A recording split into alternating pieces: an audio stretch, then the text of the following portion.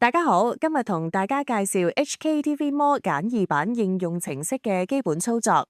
HKTV Mall 簡易版係一款專門為比較少網購經驗嘅老友記而設計嘅購物 App。佢用咗特大字體同商品圖片，睇落去特別舒服，而且簡化咗註冊過程，仲支援語音搜尋功能，方便大家直接用口講去揾心水貨品。接住落嚟，我哋會模擬實際操作流程，向大家講解基本用法。喺開始之前，大家記得先去 App Store 或者 Play 商店下載 HKTV Mall 簡易版。開 App 嗰陣，記得要開啟通知同埋位置資訊權限啊。雖然簡易版可以唔使登入賬戶都瀏覽到，但係為咗日後方便查單同埋累積會員優惠，建議大家都係註冊咗先。註冊步驟好簡單，首先開啟簡易版 App， 喺首頁右下角點擊賬戶，跟住填好個人資料同手機號碼，再跟住指示做驗證就搞掂啦。呢個 App 預設已經用咗比較大嘅字體同圖片，方便老友記閱讀。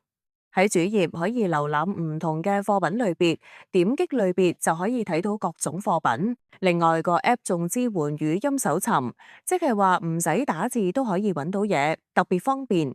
使用方法係咁㗎，首先喺主頁上方揾到搜尋欄，再撳旁邊個咪高峰按鈕。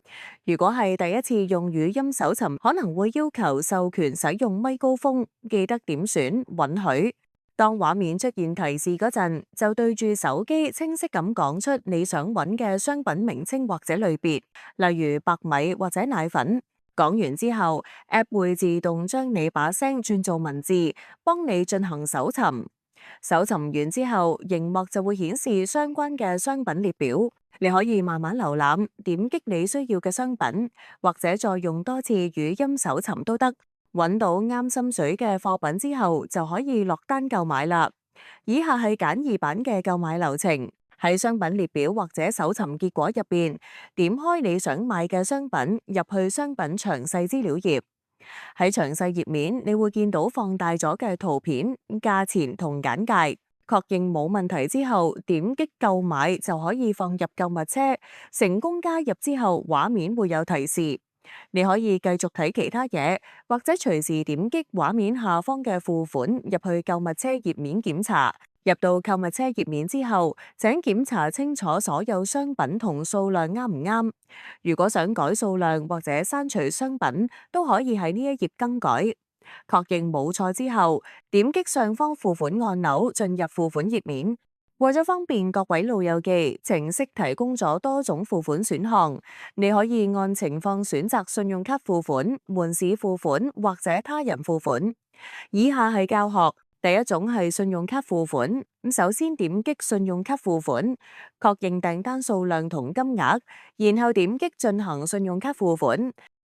跟住可以揀送貨上門或者店內自取。假如選擇送貨上門，就點擊新增送貨地址，輸入正確地址同聯絡資料。大家要留意，派遞服務係唔包無升降機直達嘅樓層㗎。另外，亦都要留意可能會產生運費，或者你可以點擊店內自取，揀翻間就腳嘅 HKTV Mall 門市，然後同樣輸入收件人資料。之後揀埋送貨時間，點擊確認付款，系統會自動轉去付款頁面，輸入信用卡資料之後點擊付款，成個購買步驟就完成啦。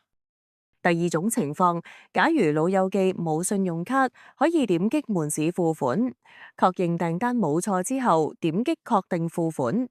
同頭先做法一樣，請選擇送貨上門或者店內自取，並填好相關資料。填好之後揀送貨時間，然後點擊下一步，跟住點擊即場付款。呢個時候系統會自動顯示一個二維碼，請保留呢個二維碼頁面，喺20分鐘之內去到門市，將個畫面交俾店員掃描就可以俾錢。為咗避免大家趕唔切去門市，建議你去到門市附近先好落單啊。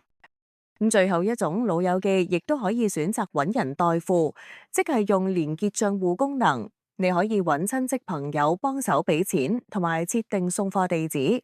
好處係自己唔使填信用卡資料，又唔使自己做付款步驟。首先點擊帳戶，然後點擊連結帳戶幫你付款，再點擊圖示發送連結帳戶俾付款人嘅 WhatsApp，或者直接邀請付款人掃描二維碼。跟住付款人就會喺佢自己部手機度設定地址同付款資料，完成之後就代表成功連結。你喺帳戶頁面就可以睇到付款人嘅詳情，到時喺付款頁面上就會顯示付款人，例如會見到用阿仔嘅帳戶付款。按照以上步驟操作，相信大家已經掌握咗 HKTV Mall 簡易版嘅基本用法，希望可以令你享受更方便嘅網上購物體驗。多謝收睇，祝你購物愉快。本影片由新界西長者學院聯網提供內容同埋創作。